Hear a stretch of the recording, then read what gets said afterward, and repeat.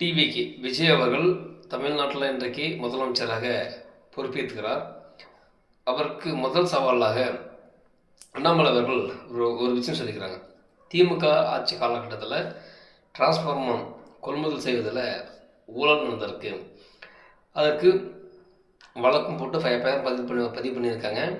செந்தில் பாலாஜி மீது இந்த சிபிசிஐடி விசாரணை வேணாம் சொல்லி மேல்முறையீடு சொல்லி அழுத்தம் தருவாங்க. அதனால் வந்த உடனே இந்த டிரான்ஸ்ஃபார்ம் ஊழல் வழக்கில் செந்தில் பாலாஜிக்கு எதிராக டிவிக்கு விஜய் அவர்கள் மேல்முறையீடு செய்யக்கூடாது, உடனடியாக நடவடிக்கை எடுக்கணும் அப்படின்னு சொல்லிட்டு நம்ம அண்ணாமலை செஞ்சுருக்கேங்க. இங்கே என்ன பிரச்சனைனா, திமுக தயவில் தான் டிவிக்கு இன்றைக்கி ஆட்சி அமைச்சிருக்கு.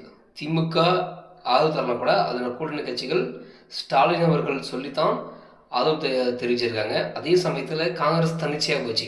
இப்போ நீங்கள் சட்டமன்றத்தில் பார்த்தீங்கன்னா திமுக சேர்ந்த உதயநிதி ஸ்டாலினும் செந்தில் பாலாஜியோ எதிர்க்கக்கூடிய முதலமைச்சராக விஜய் அவர்களுக்கு எதிராக ஒரு வனம் கூட வச்சுக்க மாட்டாங்க. அவங்க பாட்டுக்கு நேராக வருவாங்க.